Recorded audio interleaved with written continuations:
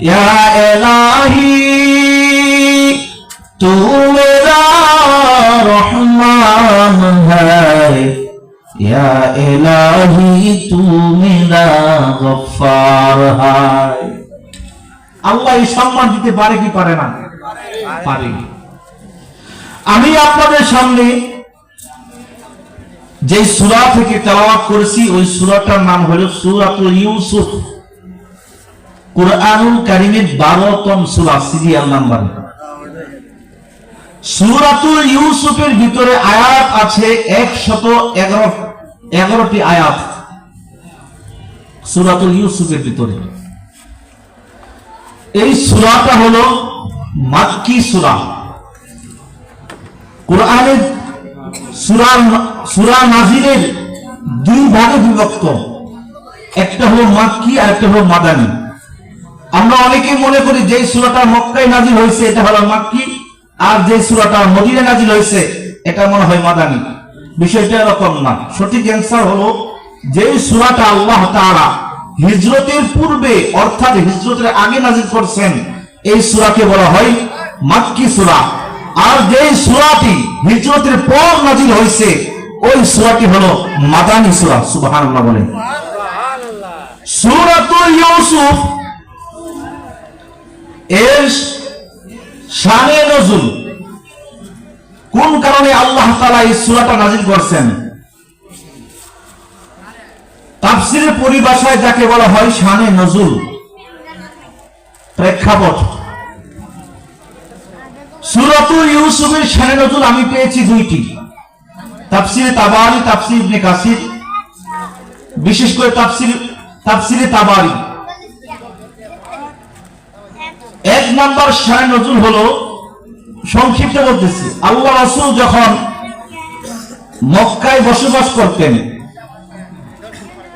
তখন নবী যখন নবুয়ত পেলেন, নবুয়তের দায়িত্ব পাওয়ার পর মদিনা থেকে একদল ইহুদি আলেম তারা শুনছে মুহাম্মদ নিজেকে নবী দাবি করছে।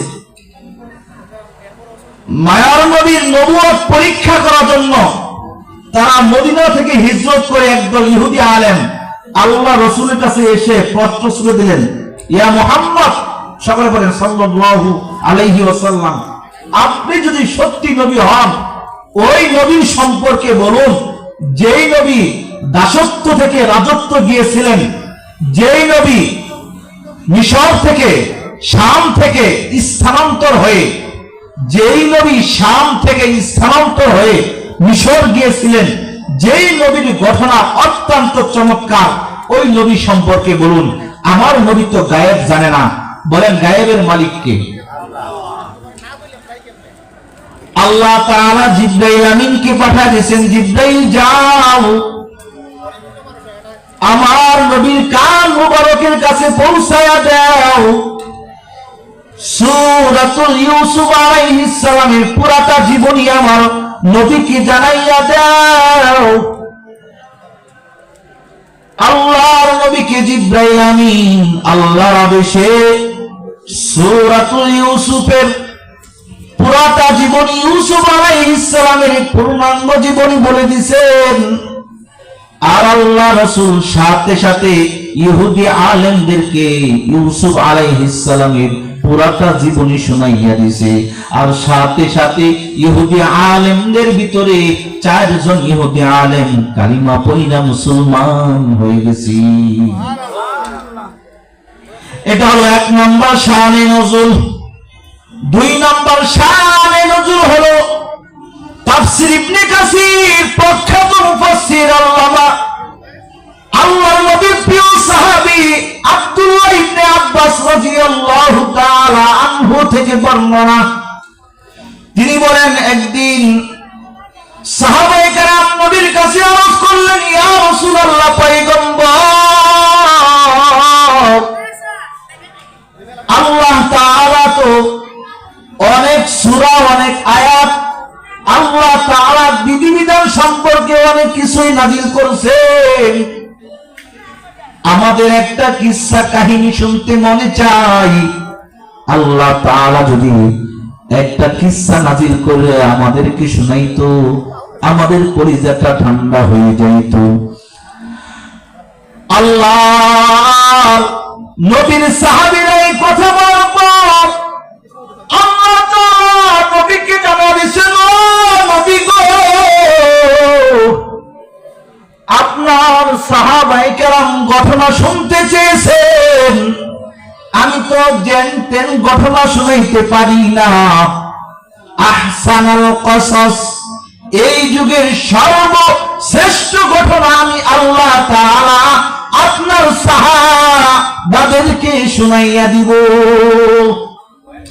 তৎক্ষণাৎ আল্লাহ তাআলা সূরাতুল ইউসুফ নাযিল করিয়া সমস্ত সাহাবায়ে কেরামদেরকে নাযিল করিয়া শুনাইয়া কলিজা ঠান্ডা করে দিয়েছেন। সুবহানাল্লাহ।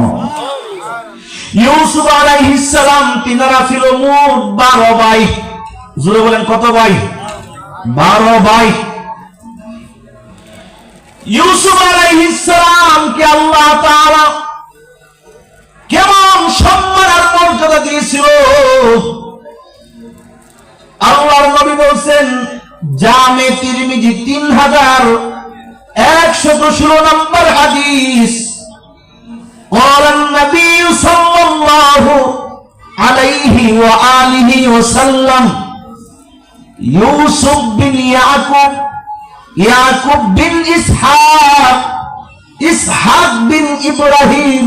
জুড়ে বলেন সুবহানাল্লাহ। আল্লাহ তাআলার নবী সাহাবায়ে কেরামদের ডাক দিয়ে কোন সাহাবায়ে কেরাম জানো, আল্লাহ তাআলা আমার ভাই ইউসুফ নবীকে কেমন মর্যাদা দিয়েছিল। ইউসুফ নবী নিজে নবী, তার পিতা ইয়াকুব তিনিও একজন নবী, তার দাদা ইসহাক তিনিও একজন নবী, তারপর দাদার বাবা যাকে বলা হয় ইব্রাহিম আলাইহিস সালাম তিনিও একজন নবী। সুবহানাল্লাহ বলেন। ইউসুফ আলাইহিস সালামের পূর্ব 3 পুরুষ পর্যন্ত নবী ছিলেন। জোরে কন্না সুবহানাল্লাহ। আল্লাহ নবী দেখো উম্মতিরা, পৃথিবীর সমস্ত সৌন্দর্যকে আল্লাহ তাআলা 2 ভাগ করিয়া অর্ধেক ভাগ তাম পৃথিবীতে আল্লাহ তাআলা সুন্দর করে সাজাইছে, আর পুরা অর্ধেকটা ভাগ আল্লাহ তাআলা ইউসুফ নবীর চেহারায় ঢেলে দিয়েছে। এ আল্লাহর গোলাম নবীর উম্মতের দল, ইউসুফ আলাইহিস সালাম কেমন সুন্দর নবী। সূরাতুল ইউসুফের 3 নম্বর আয়াত থেকে আল্লাহ তাআলা ইউসুফ নবীর পূর্ণাঙ্গ জীবনী শুরু করেছেন। আল্লাহ তাআলা বলেন, নাহনু নাকুসসু আলাইকা আহসানাল কসাসি বিমা আওহাইনা ইলাইকা হাযাল কুরআন ওয়া ইন কুনতা মিন ক্বাবলিহি লামিনাল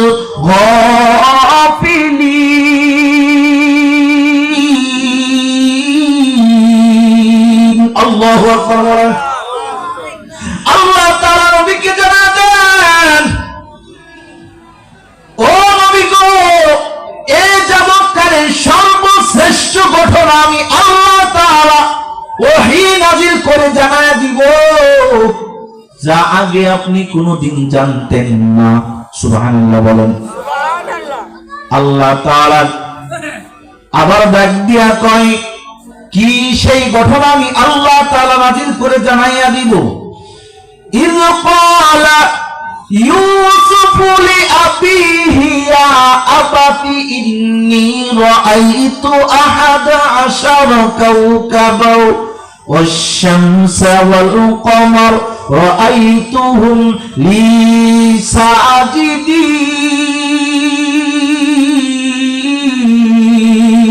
ساجدين। আল্লাহ তাআলা নবীকে ডাক দিয়ে কোন পয়গম্বর, ওই সময়ের কথা স্মরণ করুন যখন ছোট বাচ্চা ইউসুফ আলাইহিস সালাম তার পিতাকে বলছেন, ইয়া আবাতি ইন্নী রাআইতু আহাদা আশারা কাওকাবাও ওয়াশ-শামসা ওয়াল কমার রাআইতুহুম লি সাজিদিন। ও আমার বাবা, আজকের রাত্রে আমি একটা স্বপ্ন দেখছি গো। কি সেই স্বপ্ন? আকাশের 11টা তারকারাজি আর চন্দ্র সূর্য আমি ইউসুফকে সিজদা করতেছে। সুবহানাল্লাহ বলেন। এ নবীর উম্মতের দল, এই স্বপ্নের ব্যাখ্যা দুনিয়ার কোন মানুষ জানে না। ইউসুফ আলাইহিস সালামের পিতা ইয়াকুব, তিনি তো একজন নবী। শুধু নবী নয়, তিনি তো আসমানি কিতাব পড়েছেন। আসমানি কিতাব তার উপর নাজিল হয়েছিল। এই ঘটনার মর্ম কি দুনিয়ার কোন মানুষ না বুঝলেও, ব্যাখ্যা না বুঝলেও, ইয়াকুব নবী ঠিকই বুঝতে পারছে। আরে আমার সন্তান তো দুনিয়ার কোন মানুষের সন্তানের মতো না। আমার সন্তানকে আল্লাহ তাআলা নবী বানাইয়া পাঠাইয়া দিছে। আমার সন্তান তো সাধারণ সন্তান না, আমার সন্তান হইল ওহীওয়ালা সন্তান। সুবহানাল্লাহ বলেন। সুবহানাল্লাহ। এ নবীর উম্মতের দল, আল্লাহর গোলাম, এবার ঘটনা কি? স্বপ্নের ব্যাখ্যা কি গো? ইউসুফ নবীর পিতা ইয়াকুব ডাক দিয়া কয়, ওয়ালা ইয়া বুনাইয়া লা তাকসুস রুইয়াকা ইখওয়াতিকা ফায়াকিদু লাকা কাইদা ইন্নাশ শাইতানা লিল ইনসানি আদুউম মুবিন।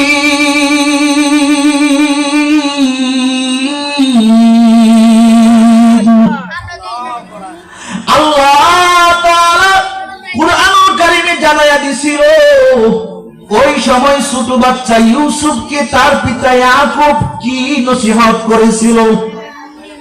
এ মুসলমান ইমানদার আল্লাহর গোলাম, এর আগের আয়াতের ব্যাখ্যা, ইউসুফ নবীর পিতা কয়, দুনিয়ার কোন মানুষ এই স্বপ্নের ব্যাখ্যা না জানলেও আমি ইয়াকুব নবী ঠিকই বুঝতে পারছি। ও ইউসুফ, তুমি যে স্বপ্ন দেখছো, আকাশের 11টা তারকারাজি চন্দ্র সূর্য তোমাকে সিজদা করতেছে। ও আকাশের 11টা তারকারাজি হইল তোমার 11 ভাই, আর চন্দ্র সূর্য হইল তোমার পিতা আর মাতা। সুবহানাল্লাহ বলেন। ও সন্তান, তুমি যে স্বপ্ন দেখছো, এই স্বপ্নটা সাধারণ স্বপ্ন নয়।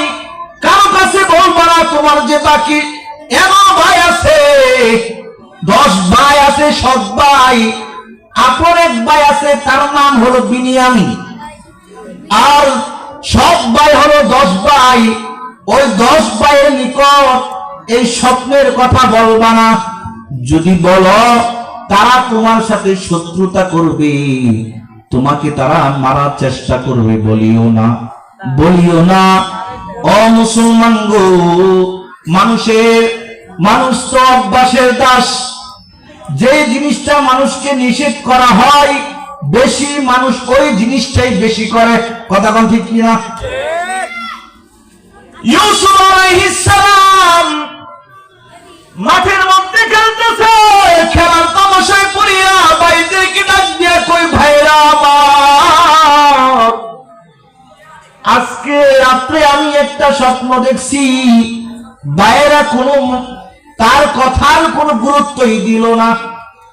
যখন বলছে, বাবা বলছে তোমাদেরকে না বলতে নিষেধ করেছে, এখন ভাইয়েরা বুঝতে পারছে, আরে আমাদের বাবা তো নবী, অবশ্যই ইউসুফ এরকম কোন গুরুত্বপূর্ণ স্বপ্ন দেখছে যেটা বাবা আমাদেরকে নিষেধ করেছেন, বাবা আমাদেরকে বলতে নিষেধ করেছে।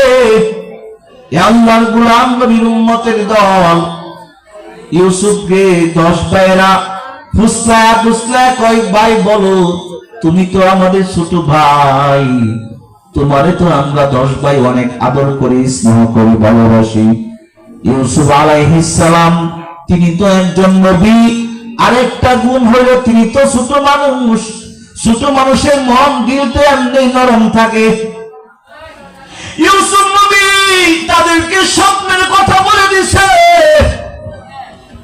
স্বপ্নের কথা শোনার পর ভাইদের মাথায় হাত, ভাইয়ের একটাকে অকুতুল ইউসুফ, ইউসুফরে হত্যা কর, ইউসুফরে কতল কর, না হয় আমাদের পিতা আমাদের থেকে বেশি ইউসুফরে ভালোবাসবে, প্রাধান্য বেশি দিবে, সুতরাং ইউসুফরে কতল করে দে।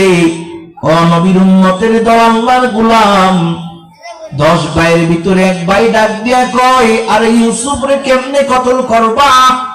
বাবা তো চোখের আড়াল হতে দেয় না। ইউসুফরে সব সময় আমাদের পিতা ইয়াকুব নজরে রাখে গো। একজন ডাক দিয়ে কয়, আরে যতই নজরে রাখো, মানুষ কেমনে পটাইতে হয় এই সিস্টেম আমার জানা আছে। বাবার কাছে গিয়া বলল, বাবা গো,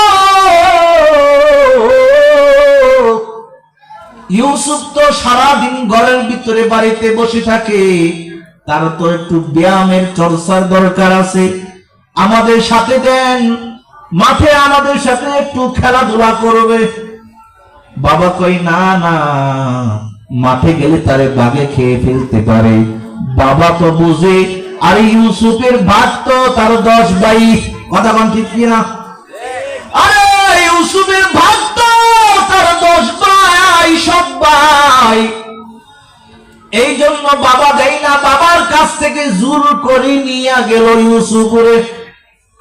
ইউসুফ আলাইহিস সালামকে জোর করে নেওয়া যাওয়ার পর, এ আল্লাহর গোলাম, এবার কি মর্মান্তিক ঘটনা শুরু হয়ে গেল। আল্লাহর গোলাম ইউসুফ নবীরে এক ভাই মারতেছে, আরেক ভাই লাঠি দেয়, আরেক ভাই ঘুষি দেয়। ইউসুফকে মারতে মারতে রক্তাক্ত করিয়া ফেলছে। 10 ভাইয়ের ভিতরে বড় ভাই ছিল, তাফসীরে যার নাম লিখছেন ইহুদা। ইহুদা ডাক দিয়া কয়, ইউসুফরে জীবনের মার মারবি না, মারলে অপরাধটা বেশি হয়ে যাবে। আরেকজন ডাক দিয়া কয়, আরে অপরাধ যতই বেশি হোক, অপরাধ যতই বেশি হোক, তওবা করে আবার ভালো হয়ে যান। এরকম মানুষ আমাদের সমাজে অনেক মানুষ আছে না নাই? বলে আকাম করি কুকাম করি যাই করি না কেন, হজ করিয়া ভালো হয়ে যাবো। আর যতই আকাম কুকাম করি না কেন, মানুষ মারি, মার্ডার করি, জবাই করি, গুম করি, হত্যা করি, যাই করি না কেন, বুরকা লাগাইয়া হিজাব লাগাইয়া মালিকের কাছে পার হয়ে যাবো। এরকম সমাজে মানুষ আছে না নাই? আল্লাহ ধরে না, বাপ ডাকলেও ছাড়ে না, কথা কোন ঠিক কিনা? ধরে না, বাপ ডাকলেও ছাড়ে না। সারা জীবন আকাম কুকাম করছো, এখন চিন্তা করছো যে হিজাব লাগাইয়া কাবা শরীফ চুম্বন করুন আর সব অপরাধ মাফ হয়ে যাব। এরকম যদি হইতো তাহলে পৃথিবীর কোন মানুষ জাহান্নামী হইতো না, ঠিক কিনা বলেন? আল্লাহর গোলাম নবীর উম্মত ইহুদা ডাক দিয়া কয়, ইউসুফরে মারবি না, বড় ইউসুফরে কুয়ার ভিতরে ফেলে দে। ইউসুফরে মারতেছে। ইউসুফ নবী ডাক দিয়া কয়, ও আমার ভাইরা গো, আমার বাবার কাছ থেকে তো তোমরা এই কথা বলিয়া আনো নাই, আমার বাবার কাছ থেকে মিথ্যা কথা বলিয়া খেলার জন্য আনতে আমাকে এনেছো, মারতেছো কেন? আমারে সারিয়া দাও, প্রয়োজন হলে এই চেহারা কোনদিন বাবারে দেখাইব না, এই দেশ সারিয়া চলে যাব। তারপর ইউসুফ রে ছাড়ে না, ইউসুফ রে ছাড়ে না। একজনে লাথি মারতেছে, আর একজন গুসাইয়ালা তার চেহারা খানা রক্তাক্ত করে ফেলছে। ইউসুফ নবী ডাক দিয়ে কই, বাইরা আমাকে ছেড়ে দাও, সারা জীবনের জন্য জঙ্গল কাটাইয়া দিব। তারপরও কোনদিন বাবার সামনে দাঁড়াইব না। ইউসুফ নবীর তারপরও ছাড়ে না। 10 পায়রা মিলিয়া ইউসুফ নবীর কুয়ার ভিতরে ফেলে দেয়। এই ঘটনা দুনিয়ার কোন মানুষ দেখে না, কেউ দেখে না। ইউসুফ নবীর রক্তাক্ত শরীর দেখিয়া আসমান কান্দে, জমিন কান্দে গো, ফেরেশতারা কান্দে। আর আল্লাহ তাআলা সব দেখতেছেন। আল্লাহ তাআলা ডাক দিয়ে কই, ওয়া আওহাইনা ইলাইহি লাতুনাব্বিআন্নাহুম বিআমরিহিম হাযা ওয়া হুম লা ইয়াশউরুন।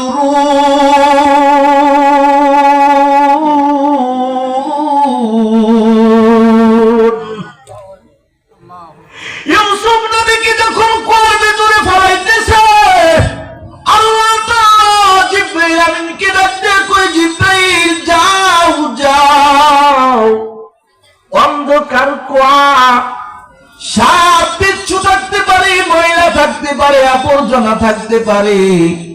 ও জিবরাইল, জান্নাত থেকে একটা পাথর নিয়া আমার ইউসুফের পায়ের নিচে দিয়া দাও। সুবহানাল্লাহ বলেন।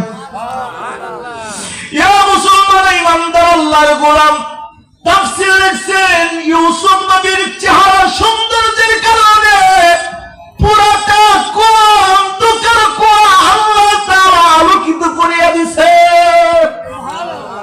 আল্লাহ তাআলা জিবরাইলকে ডাক দিয়ে কই, জিবরাইল,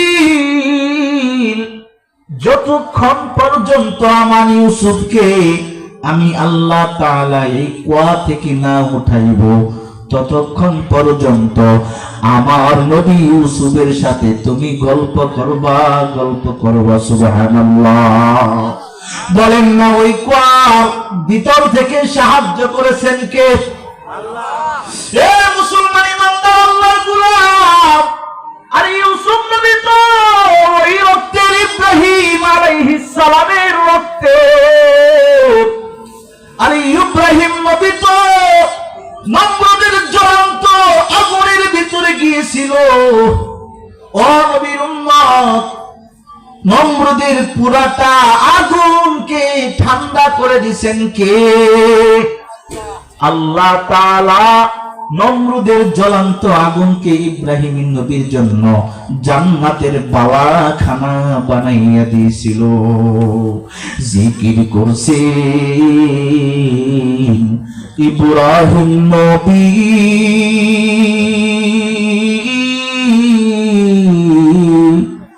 নমরুদের আগুনে জ্বলি, আগুন হইল ফুল বাগিচা, আগুন হইল ফুল বাগিচা, নবীর প্রশংসা।